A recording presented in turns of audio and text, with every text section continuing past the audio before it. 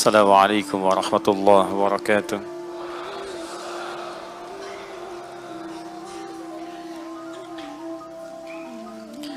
Alhamdulillah. Alhamdulillahilladzi hadana ilal Islam fa asbahna muslimin wa gharasa fi qulubina al-iman fa asbahna mu'minin wa amarna bil ibadati linakuna minal muttaqin.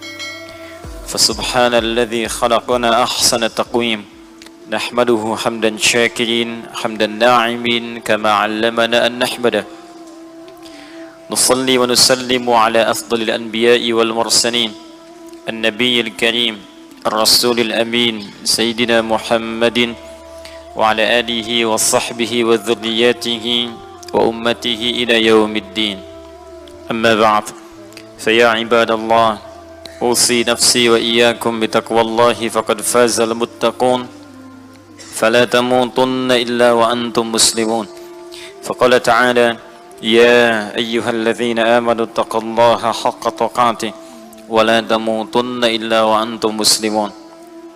Saudara-saudariku, alhamdulillah kita masih diberikan kesempatan oleh Allah untuk hidup dan beraktivitas sampai dengan malam Jumat ini. Semoga seluruh aktivitas kehidupan kita diterima oleh Allah sebagai ibadah yang diikhlaskan hanya kepada-Nya. Demikian misi utama kehidupan kita saat dicipta, saat Allah menginformasikan dengan tegas dalam Al-Quran surah ke-51 Adz-Dzariyat ayat ke-56. Wa ma khalaqtul jinna wal insa illa liya'budun. Dan tidaklah aku ciptakan jin dan manusia kecuali esensi penciptaan itu supaya mereka menjadikan seluruh aktivitasnya sebagai ibadah kepada Allah Subhanahu wa taala. Perhatikan cara menerjemahkannya. Supaya menjadikan li-nya lil ghayah. Lamnya, ghayah itu artinya tujuan, esensi sesuatu. Di tujuan hidup kita itu untuk menata semua aktivitas jadi ibadah, itu tujuannya. Jadi kalau ada satu detik aktivitas kita tidak menjadi ibadah, maka kita sedang keluar dari tujuan hidup kita dan dianggap tidak hidup. Kenapa? Karena orang hidup itu arahnya itu untuk ibadah. Itu poinnya, relnya di situ. Kalau kereta keluar dari relnya, bukan sekedar tidak sampai ke tujuan, tapi berpotensi juga menghadirkan celaka dalam perjalanannya. Demikian manusia digariskan dalam Al-Quran, konsep utama dari tujuan hidupnya untuk beribadah kepada Allah. Bentuk ibadah ini, aktivitasnya disebut dengan amal soleh namanya.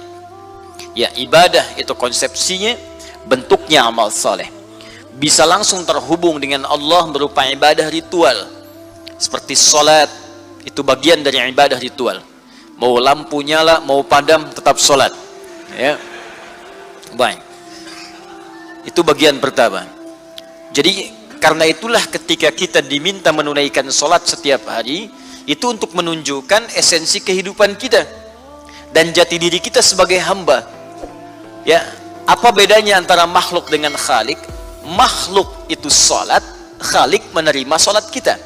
Allah yang menciptakan sholat kita, menciptakan kita, kita yang kemudian menyembahnya. Jadi kalau ada seseorang mengaku manusia tidak mau menyembah, dipertanyakan kemanusiaannya. Itulah sebabnya dalam sehari kita diminta oleh Allah untuk menetapkan diri masih menjadi hamba atau tidak, masih menjadi manusia atau tidak. Ini bagian yang pertama. Yang kedua, nanti ada konteks terkait dengan ibadah sosial, hubungan kita dengan makhluk. Karena itu Islam mengatur hubungan dengan sesama. Di keluarga hubungan dengan orang tua, hubungan dengan pasangan hidup, suami dengan istri, istri dengan suami, hubungan dengan anak-anak, hubungan dengan tetangga, hubungan dengan masyarakat, konteks lebih luas, kebangsaan, negara, antar bangsa, antar negara, dengan konteks yang lebih luas, syu'uban wa qabailah. Dan ini ada keseimbangan di dalamnya. Jangan sampai sholatnya rajin, tapi juga hubungan dengan teman tidak baik. Atau misalnya hubungan bagus, tapi dengan Allah buruk. Ini juga jadi persoalan. Karena itulah ketika kita diminta meningkatkan ibadah kita kepada Allah, rumusannya disebut dengan takwa namanya. Takwa itu yang menghimpun hubungan ritual dengan hubungan sosial. Ketika Allah menyebutkan kalimat orang pertama takwa dalam Al-Quran, itu disebut taqi, jamaknya muttaqin. Ketika menyebutkan kalimat muttaqin pertama, maka disebutkanlah nilai bagian ibadahnya. Secara ritual Al-Baqarah ayat kedua sampai 3. Dzalikal kitabu la raiba fi hudal lil muttaqin. Siapa muttaqin di sini? Ayat 3-nya. Alladzina yu'minuna bil ghaib wa yuqimunas shalah. Yaitu orang yang dia beriman kepada Allah walaupun belum tampak dalam pandangannya. Saya pernah katakan, yakin pada yang tak tampak itu iman namanya. Yakin pada yang tampak ilmu namanya. Baik, ketika kita yakin dengan Allah, apa pembuktiannya? Kita yakin Allah Tuhan, sifat Tuhan itu disembah, maka pembuktiannya kita menyembah, maka turunlah perintah wa yuqimunas shalah. Hubungan yang pertama. Maka dicek, jangan-jangan selama ini ada yang belum punya hubungan baik dengan Allah. Kerjanya seakan-akan giat, tapi ketika berhubungan dengan Allah menjadi lambat. Hati-hati ya. Anda boleh merasa aman sekarang, tapi saat bertemu dengan Allah ternyata punya persoalan, maka jadi tanda tanya di situ. Anda punya persoalan dengan manusia saja, kadang-kadang menatapnya jadi nggak enak. Bertemu jadi merasa sungkan. Sekarang Anda punya persoalan dengan Allah, bagaimana kemudian ketika akan kembali kepada Allah? Dan Anda tidak bisa lari. Anda punya persoalan di Bekasi, Anda pindah misalnya ke Jakarta, pindah ke Bandung, pindah ke Sumatera, pindah ke Malaysia, pindah ke tempat lain. Sekarang Anda punya persoalan dengan Allah, Anda mau pindah kemana? Ke alam kubur pun masih berurusan juga. Pindah ke akhirat ya, apalagi lebih dekat. Karena itu perbaiki hubungan kita dengan Allah sebelum berpulang kepada Allah Subhanahu wa taala. Bagian pertama. Yang kedua, cek hubungan status sosial kita. Ini juga penting. Karena itu ketika Allah menyebutkan sifat takwa yang kedua, ada terkait dengan persoalan sosial. Seperti disebutkan di Quran surah ketiga Ali Imran ayat 133 sampai 134. Wasari'u ila maghfirati min rabbikum. Bergegaslah Anda untuk terus berintrospeksi diri, evaluasi diri. Jangan merasa diri paling suci. Saya sering katakan, banyak isyarat dalam Al-Quran seolah-olah memberikan penjelasan Allah lebih mencintai pelaku maksiat yang tobat dibandingkan orang soleh yang tidak pernah merasa salah. Karena itu fala tuzakku anfusakum, jangan pernah merasa diri suci. Caranya bagaimana? Evaluasi, introspeksi diri, dan harus punya harapan, punya cita-cita minimal pulang ke akhirat dapat rumah di surga. Harus punya harapan. Anda di dunia saja punya capaian, punya harapan. Tahun sekian saya begini, tahun sekian punya rumah, tanggal sekian punya kendaraan, sekian begini. Nah, prospek jangka panjangnya apa kata Allah? Kalau dunia saja yang ditinggalkan Anda punya cita-cita, maka akhirat yang abadi lebih daripada itu. Sekarang dunia yang Anda cari itu, yang kita cari, itu kan kita tinggalkan. Anda petakan, 2 tahun lagi saya punya rumah. Begitu meninggal Anda tinggalkan rumahnya. 3 tahun lagi saya menikah. Begitu meninggal Anda tinggalkan pasangannya. Sekian tahun saya punya mobil. Begitu meninggal, bahkan ada yang kredit belum lunas sudah meninggal. Nah, sekarang persoalannya, dunia saja Anda siapkan, kenapa akhirat Anda diamkan? Maka kata Al-Quran, wa jannatin arduhas samawati wal ard. Maka sekarang harus punya prospek sampai akhirat. Tujuan jangka panjangnya mesti jelas. Siapkan kata Allah bekal, minimal dengan bekal itu Anda punya bahan-bahan untuk bisa membuat satu rumah di surga. Bahkan kata Allah, aku siapkan, ini amalannya kalau engkau kerjakan ini, aku siapkan komplek luasnya seluas langit dan bumi. Silahkan, mau maraton, mau koprol, mau jalan-jalan seluas langit dan bumi. Ya, berangkat dari bumi selesai di langit tuh. Ya.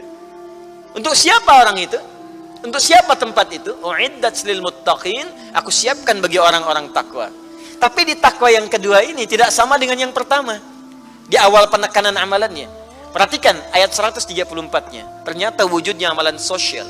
Alladzina yunfiquna fis sarra'i wadh-dharra wal kadhimina al-ghaidha wal 'afina 'anil nas wallahu yuhibbul muhsinin. Yaitu orang-orang yang dalam kesehariannya seringkali peduli pada masalah sosial. Dia membantu orang, berinfak. Dia bersinergi dengan orang lain. Dia hadir dalam kesulitan orang saat dia mampu. Saat sulit pun dia rekomendasikan. Minimal dia cari solusi. Orang itu tahu atau tidak, dia berikan jalan dengan izin Allah. Wal kadhimina al-ghaidha, dia tahan amarah. Wal 'afina 'anil nas, dia berusaha memaafkan orang salah. Ingat ya, ingat. Memaafkan itu tidak rugi. Anda berkonflik dengan orang, misal ada persoalan, Anda maafkan saja dulu. Ketika Anda maafkan, maka Allah akan menutup persoalan Anda dengan dia. Maka Anda akan ditenangkan.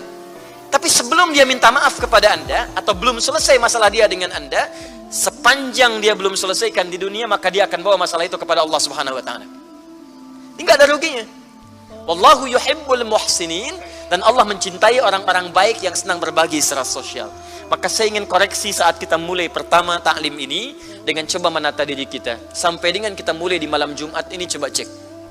Jangan-jangan taklim dengan orang tua masih ada masalah. Taklim dengan istri masih ada masalah. Taklim dengan anak masih ada persoalan.